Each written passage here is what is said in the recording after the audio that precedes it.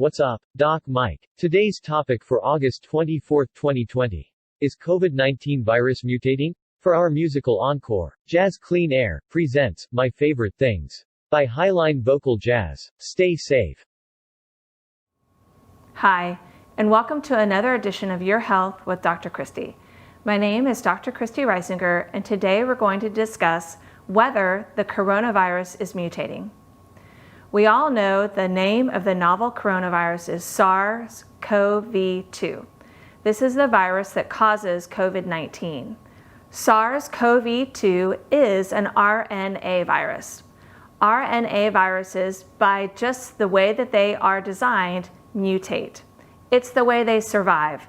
RNA viruses can mutate rapidly and can mutate frequently.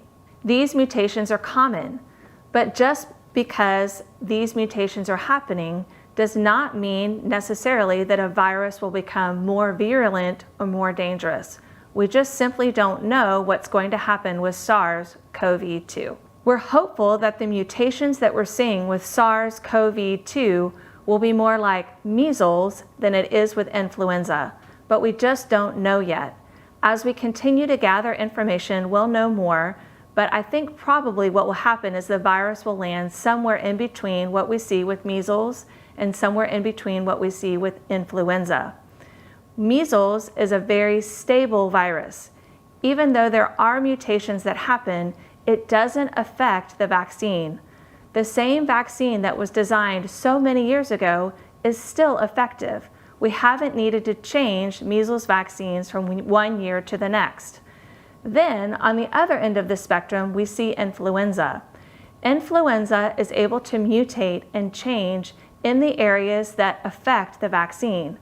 This is why we need a new influenza vaccine every season.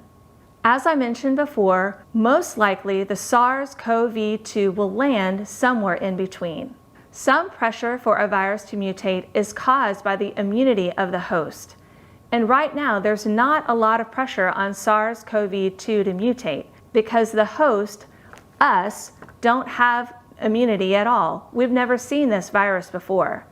I'm hopeful that means that the pressure for the virus to change will be lessened, especially during this period of time.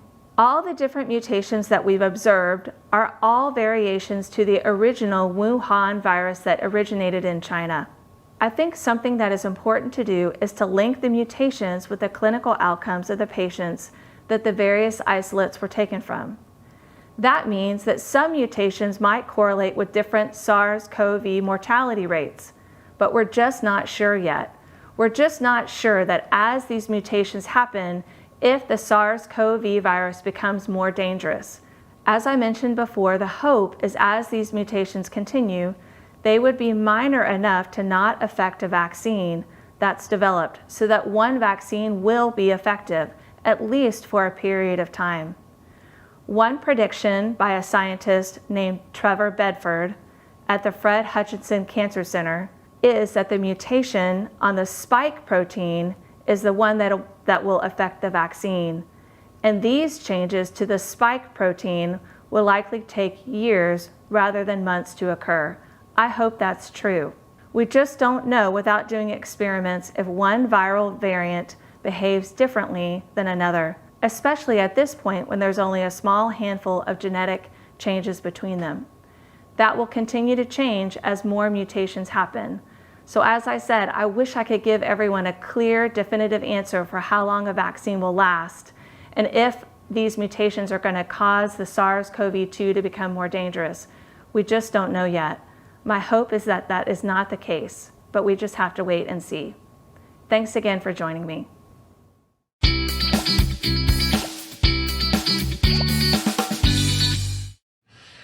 Raindrops on roses and whiskers on kittens, bright copper kettles and warm woolen mittens, brown paper packages tied up with strings.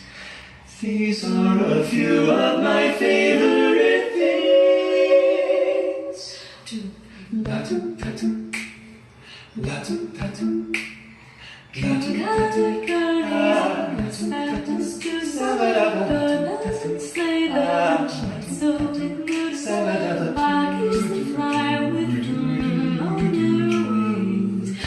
are a few of my favorite things.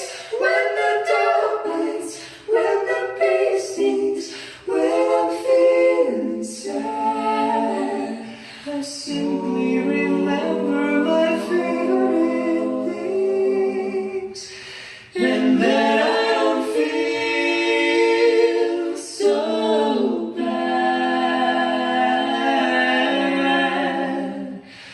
Girls in white dresses with blue satin sashes, snowflakes that stay on my nose and eyelashes, silver white winters that melt into springs.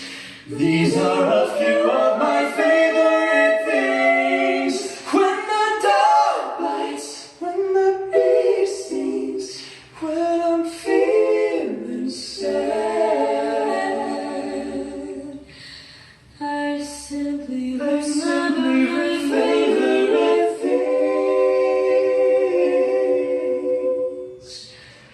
and then I don't feel, and then I don't feel so bad. Few of my favorite things.